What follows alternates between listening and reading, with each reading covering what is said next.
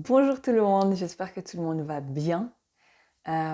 Aujourd'hui, je voulais parler du fait d'être un enfant de remplacement, un enfant pansement. J'ai envie de donner mon témoignage aujourd'hui parce que c'est quelque chose qui a été très difficile pour moi jusqu'au moment où j'ai pu mettre un mot sur ce que je vivais et c'est vrai que ça a été très fort et j'ai pas beaucoup eu j'ai l'impression que c'est encore quelque chose de très tabou d'en parler, de voir des témoignages d'enfants de remplacement ou d'enfants pansement. Donc ça me tenait à cœur de partager mon témoignage aujourd'hui. Alors, en enfant pansement déjà ou un enfant de remplacement, euh, c'est un enfant qui est né, on dit, dans les 24 mois après le décès, soit d'un enfant qui était dans le ventre de la maman, soit un enfant, un bébé, ou un enfant qui est décédé. Et du coup, il y a une grossesse directement après. Là, je parle vraiment, je veux préciser que je parle vraiment en tant qu'enfant de remplacement et pas en tant que parent. Donc, je ne suis pas du tout là pour juger quoi que ce soit, critiquer encore moins. C'est vraiment pour donner mon témoignage sur comment je l'ai vécu, pour peut-être aider ou pouvoir mettre des mots sur l'expérience de quelqu'un qui est en train de le vivre sans savoir vraiment. Donc voilà, je suis née 14 mois après le décès de ma sœur, qui est décédée tout bébé. Quand j'ai pu un petit peu comprendre qu'il y avait eu un bébé avant moi, ça a été, je pense, aux alentours de une dizaine d'années à mon avis, sans vraiment me rappeler très précisément. Et ça a été un choc. Ça a été un choc. Ça a été vraiment quelque chose qui a été un tournant dans ma vie, vraiment, qui a été un événement très, je me rappelle, très, très marquant. Et du fait aussi qu'elle a quasiment le même nom que moi, donc ça aussi, ça a été encore plus marquant. Et je m'en rappelle, dès lors, c'est vrai qu'il y a eu énormément de questions existentielles qui se sont bousculées dans ma tête. Je m'en rappelle depuis très très très jeune. J'ai eu énormément de questions sur le sens de la vie, la mort, très très jeune. La mort, ça a été un challenge, on va dire, quelque chose de très très difficile pour moi. J'ai très vite du coup eu des angoisses de mort, de l'anxiété. J'ai pu faire un grand travail sur moi l'année passée et c'est vrai que c'est à ce moment-là où j'ai pu vraiment comprendre beaucoup de choses qui m'ont fait lâcher beaucoup de choses, lâcher prise sur énormément de choses. Et je vais beaucoup mieux maintenant par rapport à ça, par rapport à la mort. Mais c'est vrai que donc je peux dire que jusqu'à mes 27, 28, ça a été très difficile la mort. C'était un petit peu comme des montagnes russes où j'avais des périodes où ça allait. J'étais vraiment, je sentais même physiquement, j'avais l'impression de mourir, que j'allais mourir, que je sortais que j'allais mourir, que quelque chose allait arriver. Vraiment, la mort était très présente. Ça a été très, très, très pesant. Et surtout que je l'ai vraiment gardé pour moi. Je l'ai pas partagé. Je l'ai pas dit forcément autour de moi. Donc, je peux déjà aussi là donner directement peut-être un conseil d'en parler, vraiment en parler, parce que c'est vrai que plus on garde pour nous, plus on croit que c'est vraiment quelque chose. Je pensais honnêtement que qu'il y avait que moi qui vivais cette situation-là, et c'est ce qui m'a fait vraiment un petit peu me mettre en retrait intérieurement. Ça a été, ouais, la mort, ça a été très difficile. Je pensais vraiment que j'étais la seule à vivre ça en fait. Et alors que pas du tout. Et c'est ça aussi quand j'ai pu mettre un mot sur ça aussi, c'est ça qui m'a j'ai pu aussi, respirer, de dire: «Ben, je suis pas la seule qui a vécu ça non plus». Donc voilà, de le dire, de le partager, mais que pas forcément, hein, de la famille proche, mais ça soit un ami, quelqu'un qui a une intuition de pouvoir partager ça, ouvrir son cœur. C'est ça un petit peu je pense le pas en avant, c'est vraiment d'ouvrir et puis de pouvoir, extérioriser tout ça, toutes ces émotions qui grandissent en nous, qui s'accumulent les unes sur les autres. Et c'est vrai qu'après c'est difficile à gérer, surtout en étant adolescent, c'est vraiment assez difficile à gérer. Donc il y a ça, donc il y a eu vraiment, ces grandes questions existentielles, cette anxiété, ces peurs de mourir, voilà, dépression. Et c'est vrai qu'en étant aussi enfant de remplacement, hem, j'ai toujours, senti que j'avais, aussi une mission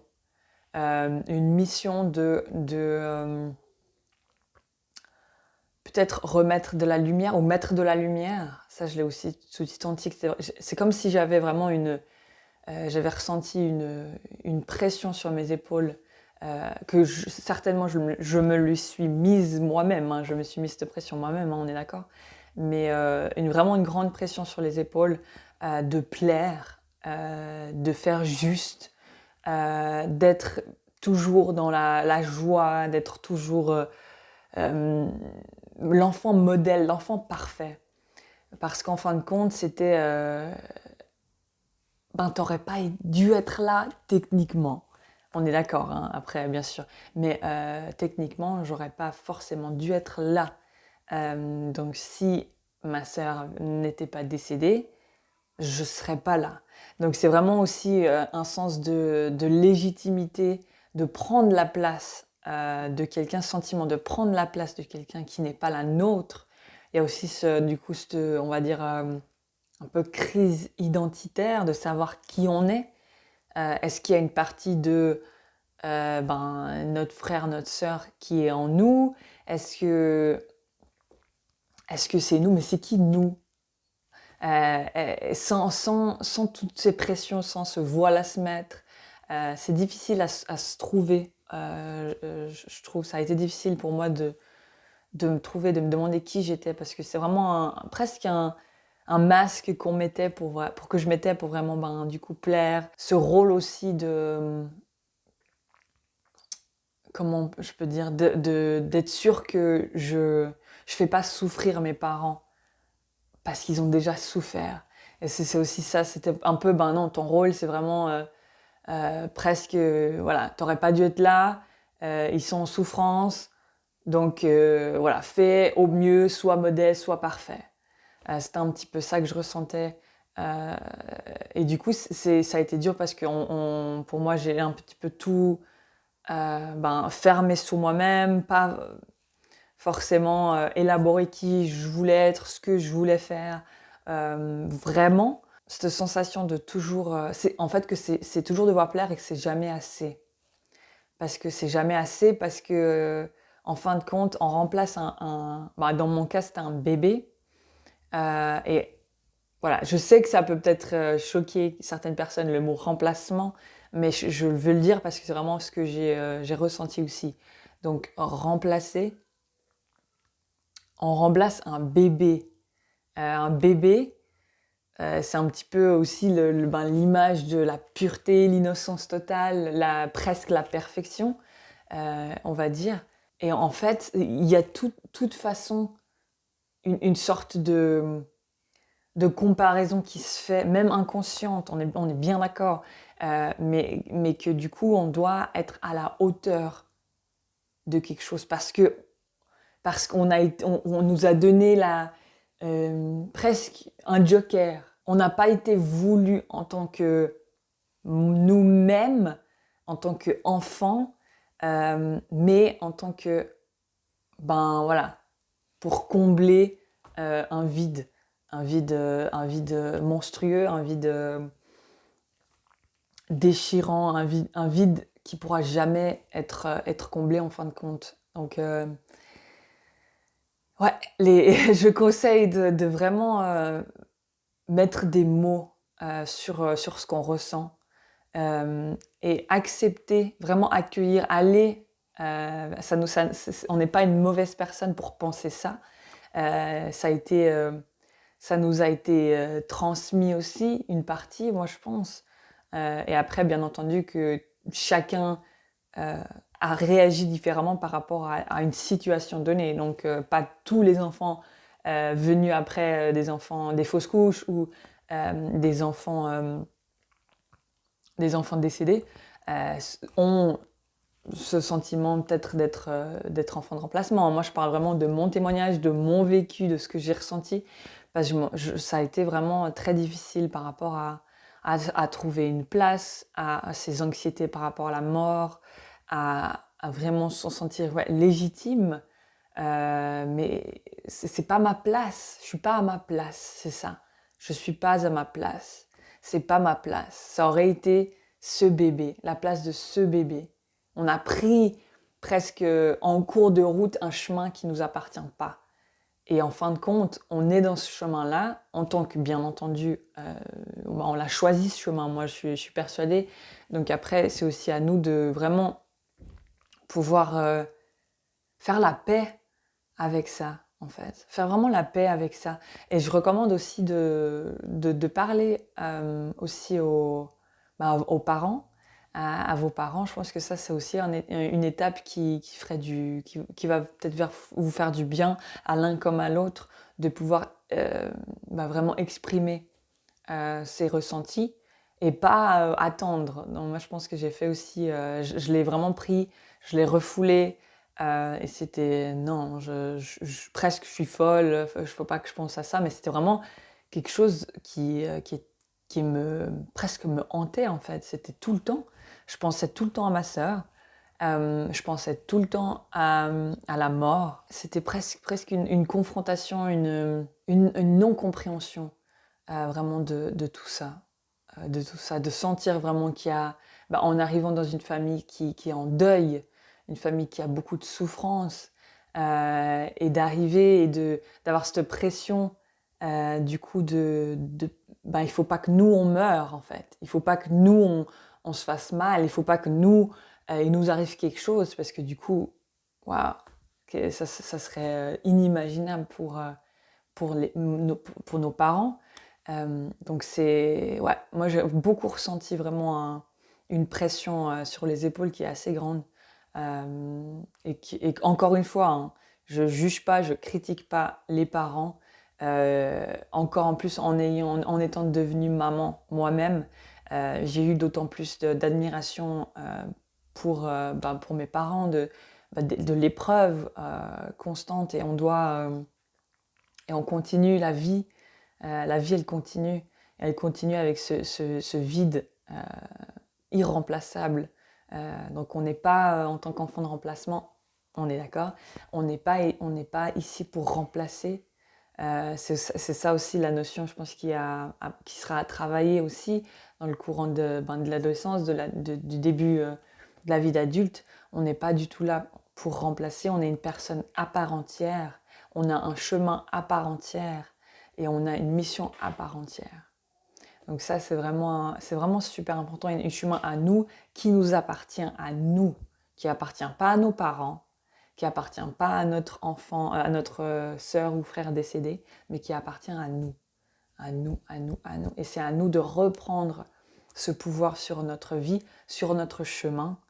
C'est à nous de vraiment faire la paix avec la vie, en fait. La vie. Moi, je me suis rendu compte presque que j'avais... c'est ça aussi qui m'a aidée par rapport à ma peur de la mort. C'était vraiment paralysant, en fait. C'était vraiment paralysant de me dire, mais n'aie plus peur de vivre. N'aie plus peur de vivre. Parce qu'avoir peur de vivre aussi... Enfin, vivre aussi en étant enfant de remplacement, on est d'accord.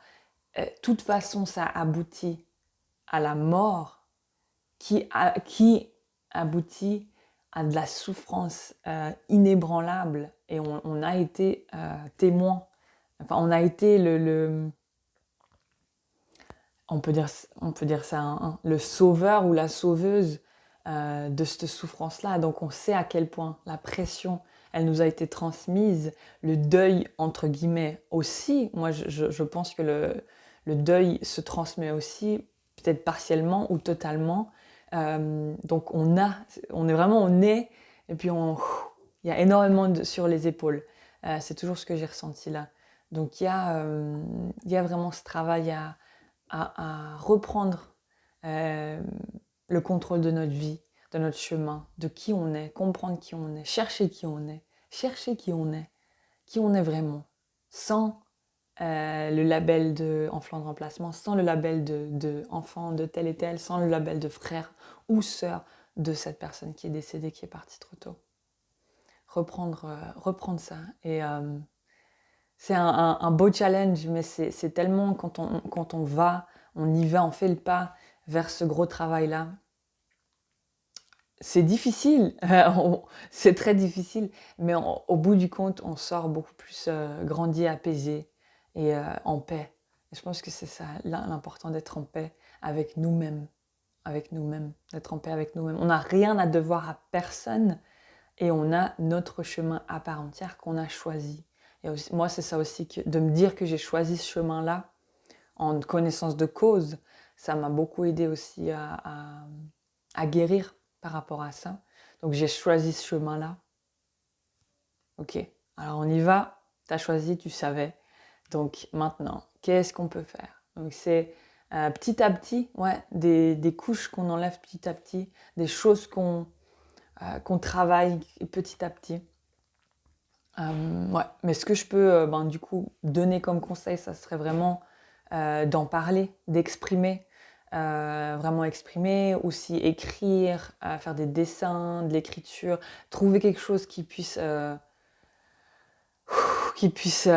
soulager, décharger, vraiment, puis après pouvoir mettre des mots, pouvoir parler à vos parents de ça aussi, pouvoir parler à quelqu'un même de professionnel, psychologue, thérapeute, un ami, un membre de la famille, et vraiment être en amour avec nous-mêmes et faire un travail vraiment, j'allais dire, de développement personnel, trouver vraiment quelque chose qui met un sens à notre vie.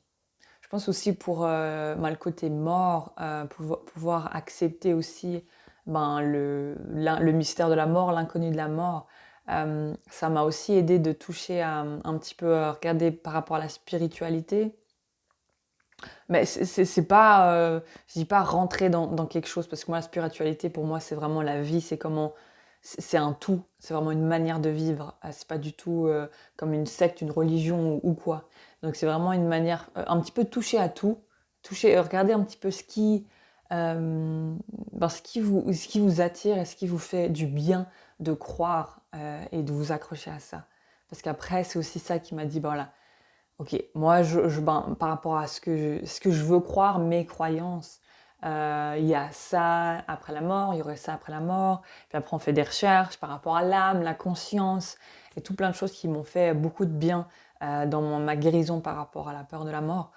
Donc ça aussi, je recommande toucher un petit peu à tout, euh, à, à- à des enseignements qui montreraient des alternatives pour ce qui se passe après la mort. Il y a aussi j'ai regardé beaucoup, j'ai lu pas mal d'expériences de NDE, Near Death Experience, où du coup, il y a beaucoup de gens qui témoignent par rapport à leur expérience de mort imminente, où du coup, ils expliquent vraiment, voilà, je regardais un petit peu si ça vous parle. De toute façon, c'est vraiment ce qui vous parle. Faut pas que ça soit quelque chose qui est pas juste pour nous. Je pense que ce qui est important aussi dans ce travail-là, c'est de revenir à notre centre et ce qui est juste pour nous, ce qui est juste pour notre chemin, pour notre vérité. C'est ça qui est important. C'est trouver ce qui est juste pour nous. C'est pas essayer d'entrer dans des cases qui paraissent justes. Non, est-ce que ça sonne juste? Est-ce que ça vibre juste? Revenir au centre. Et c'est ça un petit peu le gros, je pense. Donc voilà, je voulais un petit peu expliquer mon histoire, mon témoignage, partager mon témoignage. Peut-être que dans l'espoir que ça que ça puisse résonner avec quelqu'un. N'hésitez pas si vous avez des questions, si vous souhaitez discuter de ça. Je sais que c'est assez tabou encore, il n'y a pas énormément d'études, j'allais dire, peut-être d'études qui ont été faites ou de témoignages qui ont été faits. On ne voit pas beaucoup dans les médias, dans les interviews, les témoignages. Donc voilà, si ça peut aider, si ça peut vous faire sentir un petit peu plus normal, parce que c'est aussi ça je me suis sentie vraiment pas à ma place, exclue, différente.